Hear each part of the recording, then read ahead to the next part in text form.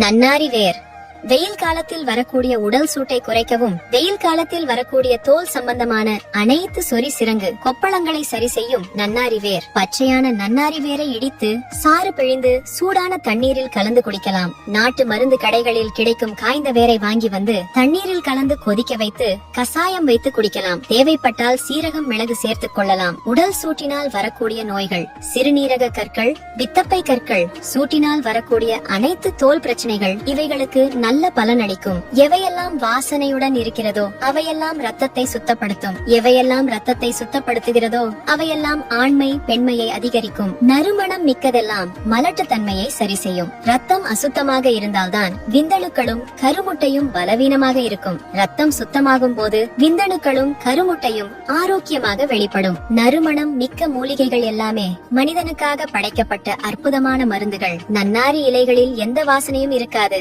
ஆனால் பாருங்கள், இதனுடைய வேர் வாசனை முகர்ந்தால் முகர்ந்து கொண்டே தலை தூக்க வைக்கும். இயற்கையான முறையில் நன்னாரி சர்பத் செய்து விற்பவர்கள் இருந்தால் நிச்சயம் வாங்கி வைத்துக் கொள்ளுங்கள். கடைகளில் விற்கும் நன்னாரி சர்பத்தில் ரசாயனம் கலந்திருப்பார்கள். ஐம்புலன்கள் தானே உடலையும் மனதையும் இயக்குகிறது. வாசனை மிக்க மூலிகைகள் எல்லாமே உடலையும் மனதையும் குணப்படுத்தும். நன்னாரி வேர் இந்த வெயில் காலங்களில் பயன்படுத்தி பாருங்கள்.